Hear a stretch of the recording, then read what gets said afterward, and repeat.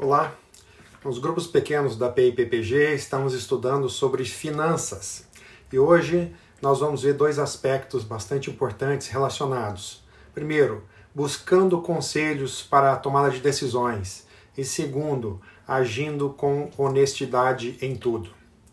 Você já experimentou alguma situação onde se livrou de uma condição muito difícil por ter buscado conselhos? Howard Dayton, o autor do livro que nós estamos tomando como base, O Seu Dinheiro, ele cita o caso de um casal, Jim e Allen. Eles precisavam tomar uma decisão. Um casal de parentes pediu que eles fossem avalistas de um apartamento, de uma casa. E eles foram então buscar conselhos com Howard Dayton, com o pastor Howard Dayton. E Howard Dayton então pediu que eles lessem algumas passagens na Bíblia a respeito dessa questão de ser avalista. E após eles lerem essas passagens, eles mesmos chegaram à conclusão: não devemos ser avalistas. 2 anos depois, esse casal de parentes se separou e houve falência. Imagina se Jim e Allen tivessem sido avalistas deles. Então, o primeiro lugar onde devemos buscar conselhos são nas Escrituras. Hebreus 4,12 diz que a palavra de Deus é viva e eficaz, apta a discernir os pensamentos e propósitos do coração. E nós devemos, com certeza, buscar a instrução de Deus através das Escrituras. Se as Escrituras cientemente claras a respeito da decisão que nós devemos tomar, nós não precisamos de outra fonte de conselho. As Escrituras já são uma instrução da parte de Deus, mas também nós devemos colocar diante de Deus em oração. Nós devemos expor as situações onde nós precisamos tomar decisões a Deus e reservar realmente um tempo em oração, para que a gente possa ouvir a voz dele. E nós sabemos que o coração do homem pode fazer planos, mas a resposta certa dos lábios vem do Senhor. É muito interessante, se a resposta certa vem do Senhor, por que tem resposta? É porque houve pergunta. Então, você tem perguntado a Deus antes de tomar decisões? E se nós ainda tivermos dúvidas, nós devemos buscar outras fontes que a Bíblia também nos ensina. Em primeiro lugar, nós devemos buscar em pessoas piedosas. Nós temos vários exemplos na Bíblia de versículos que falam a respeito desta questão, que nós devemos buscar conselhos, que na multidão dos conselhos há sabedoria, mas principalmente pessoas tementes a Deus, aquelas que realmente têm a sabedoria vinda do Senhor, pessoas que nos amam, que nos respeitam, mas que têm maturidade de vida, maturidade cristã. Você tem algum conselheiro assim? Nós vemos o exemplo do apóstolo Paulo. Paulo, apesar de toda a sua sabedoria, conhecimento, intimidade com Deus, ele sempre estava cercado de alguém temente a Deus, né? Vemos Timóteo, vemos Lucas, vemos Barnabé. Então, nós precisamos de pessoas tementes a Deus em nossa volta. Se você é casado, um grande conselheiro que não pode faltar de maneira alguma é o seu cônjuge. Tanto nas questões financeiras, mas em todas as outras questões, nós precisamos buscar conselhos no nosso cônjuge. Isso é muito importante. Por exemplo, na área financeira, normalmente um dos cônjuges é mais racional, foca de forma mais objetiva nas questões, e o outro é mais intuitivo. E isso representa uma complementação de visão. E a outra questão muito importante é que quando os dois trocam informações, buscam conselhos, eventualmente se houver algum problema, por exemplo, com o marido, e a esposa acompanha bem a situação financeira, ela pode conduzir, mesmo diante de uma situação drástica, por exemplo, um acidente, e eventualmente até num caso de falecimento.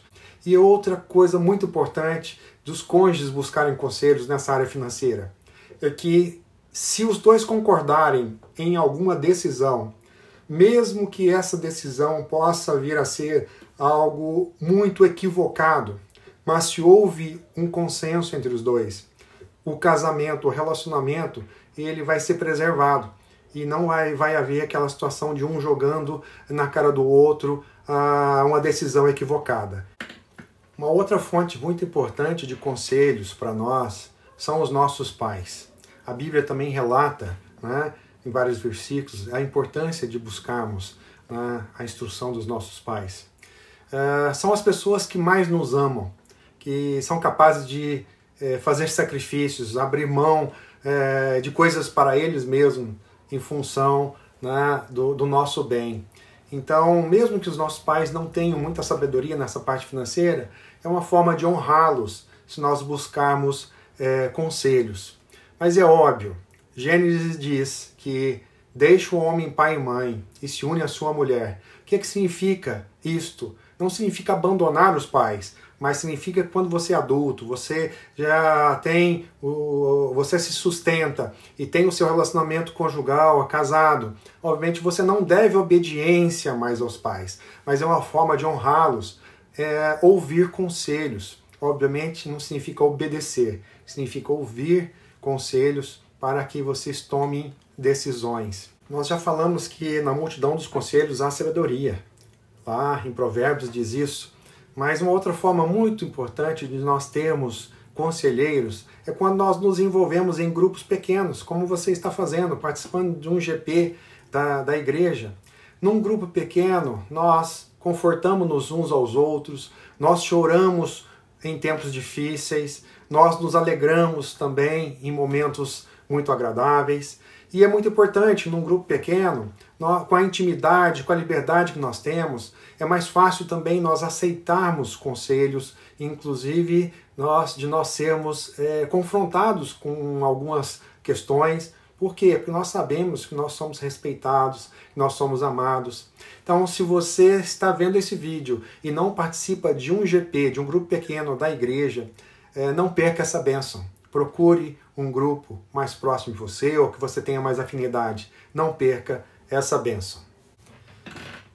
É muito importante nós tomarmos cuidados com certos conselhos. Cuidado com o conselho de alguém tendencioso. Por exemplo, não peça conselho ou tenha muito mais cuidado em pedir conselho para alguém que possa se beneficiar com alguma decisão sua. E nesse caso é preciso ter uma segunda ou terceira opinião. Então, por exemplo, você vai fazer uma aplicação financeira e a pessoa no banco que vai cuidar das tuas contas, ela tem um ganho. De repente, né, ela pode te recomendar algo que seja melhor para ela e não necessariamente melhor para você. Então é importante analisarmos. Essa pessoa que está nos dando conselho, ela tem algum benefício dependendo da tomada de decisão? Se houver benefício pessoal desse conselheiro, procure uma segunda ou terceira opinião. Um ponto bastante importante é quando nós temos que tomar grandes decisões. Decisões que têm grandes implicações na nossa vida, por exemplo, financeira ou relacional. Neste caso, nós precisamos separar um tempo extra, um tempo maior, para pedir a Deus a instrução. Nós possamos orar, jejuar, realmente dedicar um tempo especial na instrução da parte de Deus. Então, grandes decisões, não se precipite. Conforme relata no Salmo 1, versículo 1, bem-aventurado o homem que não anda segundo o conselho dos ímpios. É muito importante nós realmente não buscarmos conselhos de pessoas que abertamente afrontam a Deus e desprezam a Deus. E podemos até buscar, em algumas situações, informações técnicas, conselhos técnicos, contábeis, jurídicos, mas, tendo a informação técnica, nós devemos buscar conselhos em pessoas tementes a Deus. Não busque conselhos em adivinhadores, necromantes, cartomantes, conselhos relacionados ao espiritualismo. Realmente a Bíblia condena veementemente e não devemos buscar estes conselhos. Por exemplo, lá em Levíticos 19:31, Deus é muito claro a respeito disso, que nós devemos evitar absolutamente conselhos destas linhas espiritualistas. O segundo tópico do estudo dessa semana é sobre agindo com honestidade em tudo. Todos nós, sejam executivo, empregado, dona de casa, nós temos que tomar decisões diárias sobre lidar de forma honesta ou desonesta com o dinheiro. Você devolve o troco para um caixa de supermercado se ele te der um valor a mais? Você já tentou vender um carro, um computador, um celular e não falou toda a verdade sobre algum problema para não perder a venda? O padrão de honestidade da nossa sociedade é relativo.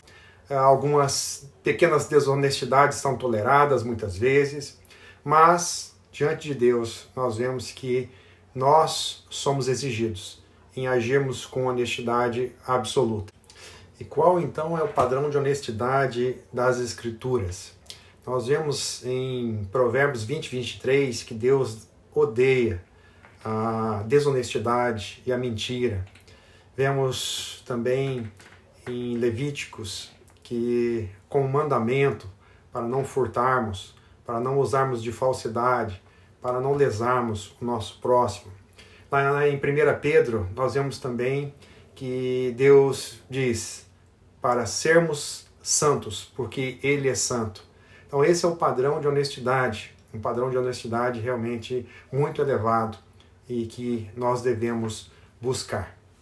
Deus estabeleceu um padrão de honestidade absoluta por pelo menos 5 razões. A primeira delas é: não podemos ser desonestos e amarmos a Deus. Quando nós estamos agindo de forma desonesta, nós estamos dizendo que Deus não pode prover aquilo que nós efetivamente necessitamos, apesar de Ele ter prometido, como lá, por exemplo, em Mateus. E, portanto, o que nós estamos dizendo? Eu vou agir da minha forma, do meu jeito, porque Deus não está provendo aquilo que de fato eu mereço, aquilo que eu preciso. A segunda razão para sermos honestos é que não podemos ser desonestos e amarmos ao nosso próximo. Romanos 13, de 8 a 10, vai dizer que quando nós amamos o nosso próximo, nós estamos cumprindo a lei. Então, quando nós somos desonestos, nós estamos prejudicando pessoas, nós estamos roubando pessoas. É como se nós estivéssemos tirando dinheiro de suas carteiras. Terceiro, a honestidade traz credibilidade para a evangelização. As nossas ações, elas falam mais alto que as nossas palavras. Filipenses diz que nós precisamos nos tornar irrepreensíveis no meio de uma geração corrupta e que nós precisamos resplandecer como luzeiros.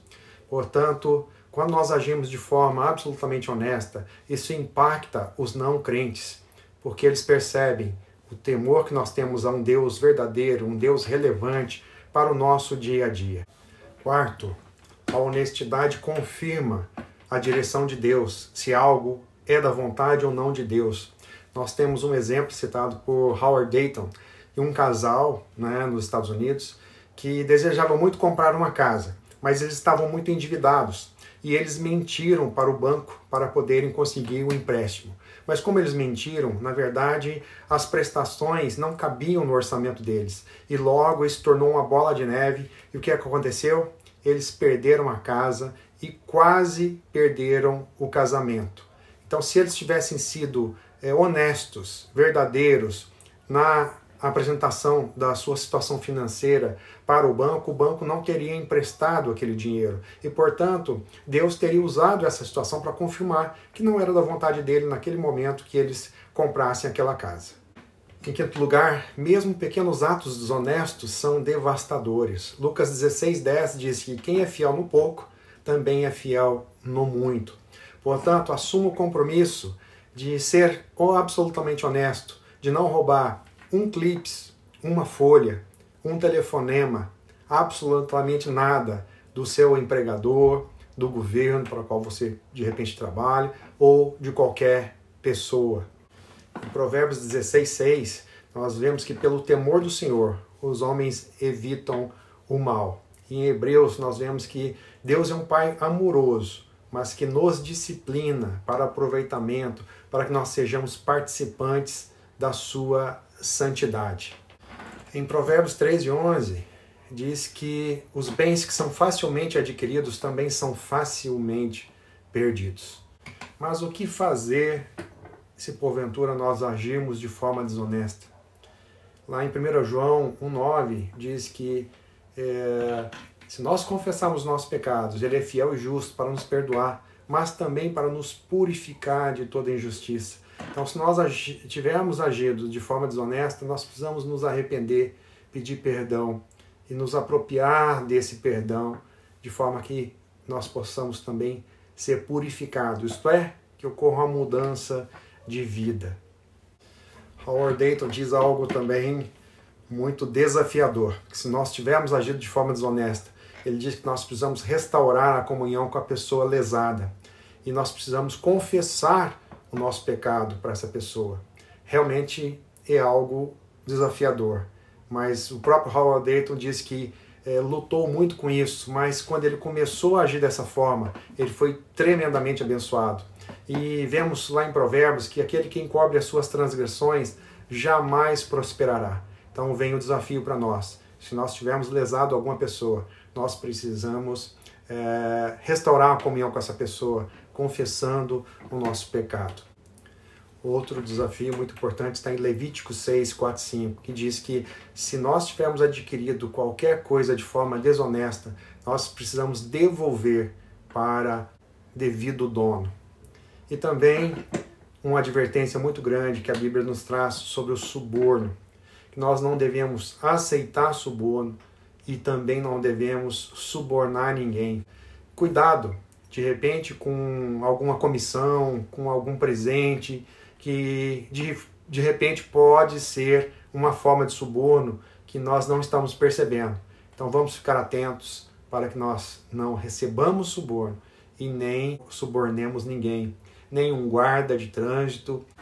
A Bíblia menciona bênçãos prometidas às pessoas honestas. Por exemplo, intimidade com o Senhor, uma família abençoada, a própria prosperidade. Mas também a Bíblia nos adverte sobre consequências da desonestidade. Por exemplo, problemas familiares decorrentes da desonestidade. Lá em Provérbios 15, 27 diz que aquele que é ávido por lucro desonesto transtorna a sua casa. Concluindo, a sociedade diz, seja você mesmo, confie em você mesmo. Você não precisa de ninguém dizendo o que você deve fazer ou não deve fazer. Já as Escrituras, elas dizem que o sábio busca conselhos de pessoas piedosas, tementes a Deus, pessoas sábias, maduras. Se você não tem uma pessoa como essa caminhando junto com você, quem sabe essa pessoa não está aí no seu grupo pequeno? Finalmente, a vida de honestidade absoluta é realmente sobrenatural. Mas a notícia boa, nós temos ferramentas sobrenaturais à nossa disposição, pois nós temos o Espírito Santo. O que nós precisamos é não somente do Espírito Santo presente em nossas vidas, mas o Espírito Santo presidente, comandando, nos guiando pelos caminhos de Deus. Se você identificou, porventura, alguma atitude desonesta, se arrependa. Peça perdão, se aproprie do perdão de Deus e faça como Paulo, deixando as coisas que ficaram para trás, prossiga para o alvo, e o alvo é o padrão de santidade do nosso Senhor Jesus Cristo. Agora vocês terão a oportunidade de discutirem sobre 3 questões que serão apresentadas pelos seus líderes para reflexão em grupo. Que Deus te abençoe.